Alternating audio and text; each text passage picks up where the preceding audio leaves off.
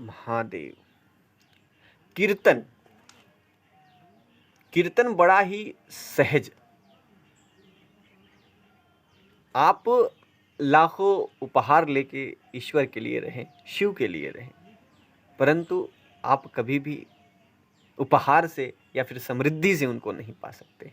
आप चेतना की समृद्धि से, प्रेम की समृद्धि से शिव को पाते हैं, ईश्वर को पाते हैं। आपने जितने भी बड़े भक्तों को देखा होगा, चाहे सूरदास हो, कबीर हो,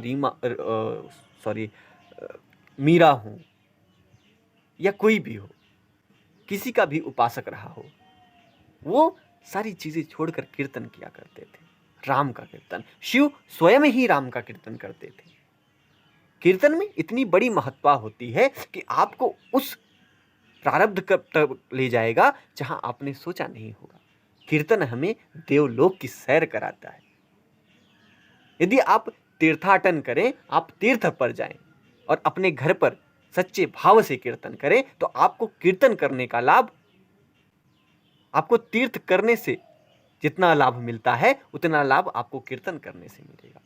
कीर्तन का इतना बड़ा महत्व है, परंतु कीर्तन सरलता से होना चाहिए। ये नहीं कि आप कीर्तन कर रहे हैं, वहां डीजे वीजे लगा दिए, साउंड लगा दिए, भोपू लगा दिए, अब आप कीर्तन कर रहे हैं। ये कीर्तन का ये रूप नहीं है। कीर्तन प्रेम है, किसी की नींद में खलल नहीं करना। आप यदि कीर्तन करके किसी को, ऐसे कीर्तन से किसी को परेशानी नहीं होती, परंतु जब हम आधुनिक चीजों का उपयोग करते हैं, जैसे आपने हॉर्न लगा दिए, साउंड लगा दिए, डीजे लगा दिया, ये सब चिड़ियों को, परिंदों को और छोटे छोटे जीव जंतुओं को परेशान करते हैं। इनसे निकले जो ध्वनियाँ होती हैं वो बड़ी ही घातकारी होती हैं। इसलिए हमें चाहिए कि कीर्तन प्रेम से करें।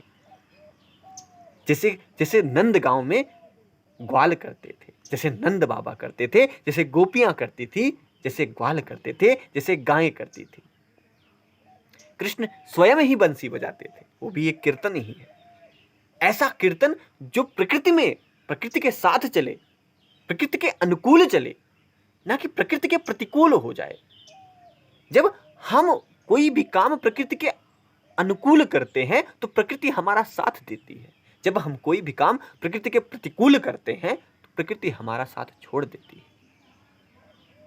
वीणा वादन से, वंशी वादन से प्रकृति में एक अलग सी मधुरता आती है। आप इसे विज्ञान से तर्क लगा सकते हैं।